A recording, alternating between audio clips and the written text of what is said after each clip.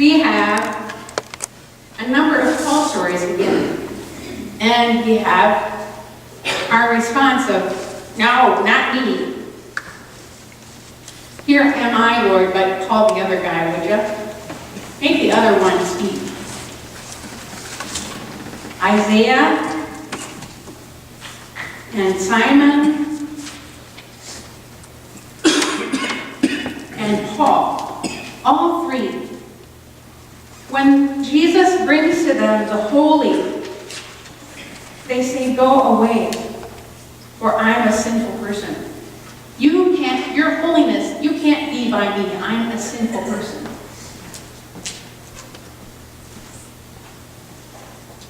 Isn't that somehow something that we feel at times? We are not good enough. We don't have anything to give. We are not worthy. That doesn't matter to Jesus. Maybe that's a word that we need to hear today too. That we know that there is forgiveness in there, and in Isaiah, forgiveness is spoken. But Jesus' first response to Simon is not, you're forgiven, now follow me. No, it is, come follow me. I choose you. I choose you to be with me and to bear the good news to others. What excuse does Simon Peter have then? He doesn't.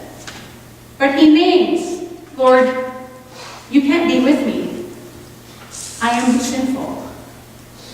But that does not matter to Jesus, who wraps him up in a white embrace.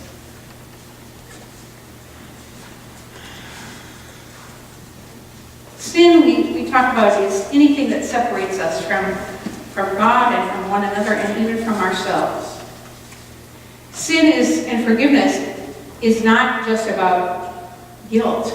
It's, again, helping us to realize that God loves us no matter, and just as we are, and chooses to use us in spite of our foibles, maybe because of them.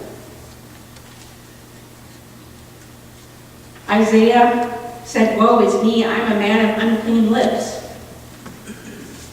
I wonder if in each of these situations, when Isaiah and Paul and Simon Peter are in the presence of the holy, they can't help but see themselves with honesty and just lay that out before God.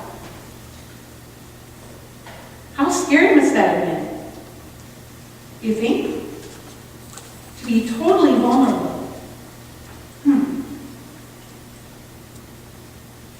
Is that scary to think about doing? Just laying it out there before God and maybe your pastor. That is the seed, the bud, the crucible, the chalice of transformation. It is a safe place, a safe thing to do, to name before God, because God already knows it anyway. And again, that is not what God is really.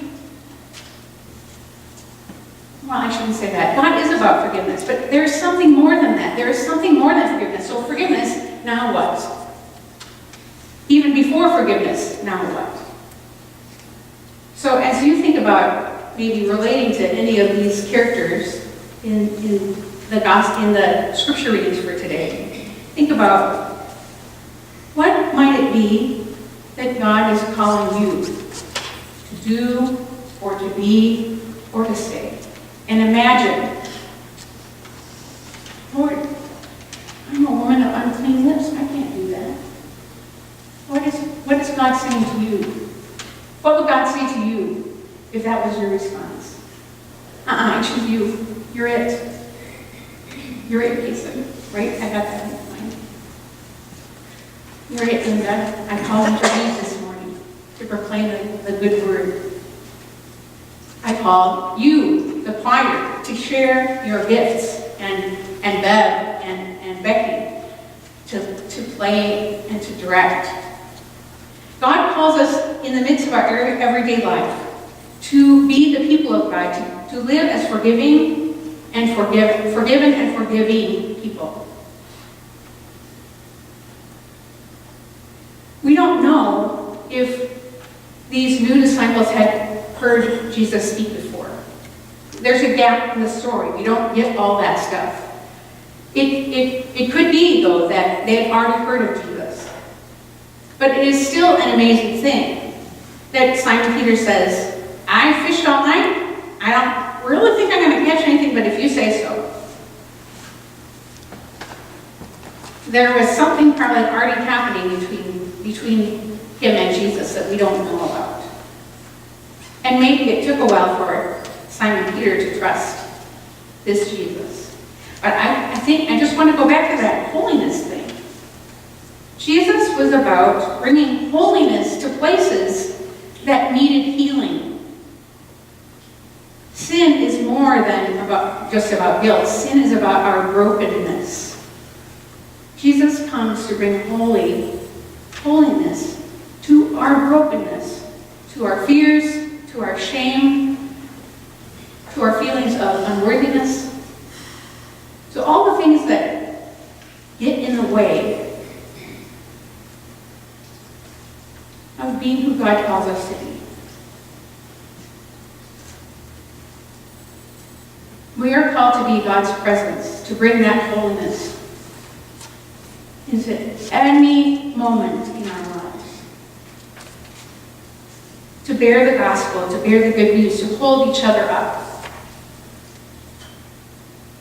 I have to say, I have to out myself about something that happened on Friday night because I'm thinking, it's going to be really hard for those who are with me to not talk about it, and I want to give you permission to do that, maybe to talk about what your learning was in that situation. So the women gathered here on Friday night in the cold winter. We came for a lovely fellowship meal, and then we watched Hidden Figures, a very powerful movie. If you haven't seen it, I really encourage you to go to it.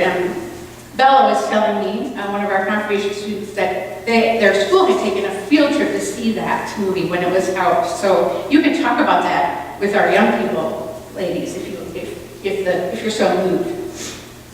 Anyway, I thought I had turned my sound and my phone off, but I hadn't. And in the middle of the movie, my phone rang, and I was, kind of flustered. I got to turn this off, and I sent it. It was my son.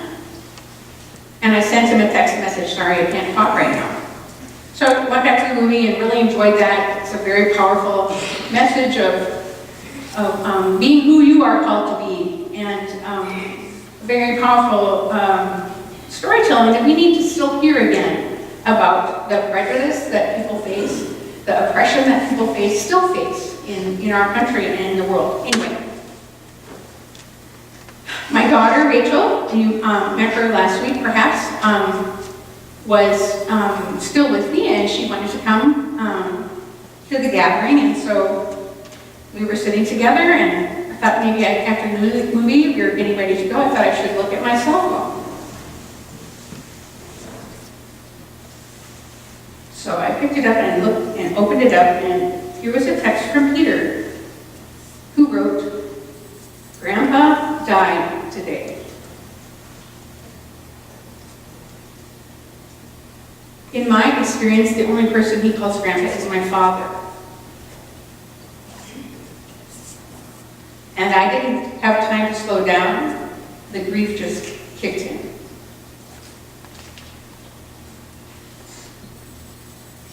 The presence of God that Rachel and I experienced in the hands and voices and hugs and love of the women who gathered around both of us as I was on the floor weeping hysterically.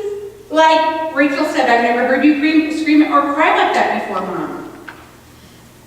And then I became aware, I needed to tend to her as well. All the arms and love and heart of God was right there. God's holiness was right there. Right, women? I could taste it. And then I called my son and left a message, and he wasn't there. My daddy is gone. I'd never experienced that before in my life, and was so grateful that, You were all here for me. That was so powerful. I'm never going to forget that. You brought the holy to me. And then I called my mom and I said, "Hi, Mom." And she said, "Well, who is this?" Because my cell phone pops up as my husband's name. And I said, "Mom." And she said, "Well, how are you?" And I thought, why are you asking me that? And she said, "Well, I'm fine." I said, "Well, grab a dog." And she said, "What? No, he's sitting on the couch." What happened there? I went from this place of being the lowest I'd ever experienced in my life to, I'm going to kill my son. I talked to my mom, and then she launches into this ball about everything that's going on. I'm like, I'm not even hearing what she's saying because I'm so in shock. And saying, "I'm so glad you're not dead, Dad." I'm really glad you're not dead, Dad. We're going to be celebrating his 90th birthday in a couple of weeks. Well, a week and a half, or 2 weeks. And as I was talking to my mom, I realized, my mom and Dad, I realized who Peter was talking about. And he has a dear adult friend he's gotten to know his father, and he's had cancer, and then I knew he's maybe the only other person he called Grandpa. So I called my husband, and he said, "Yeah, Peter did that to me too." I don't think my husband went as far as I did, because he was able to say, "Now, how could he have gotten that information?" But I think that Peter was so beside himself with his own grief that he was not able to consider how I might receive that information. But I still think I'm going to kill him. So I need your prayers that I can be, but not that. And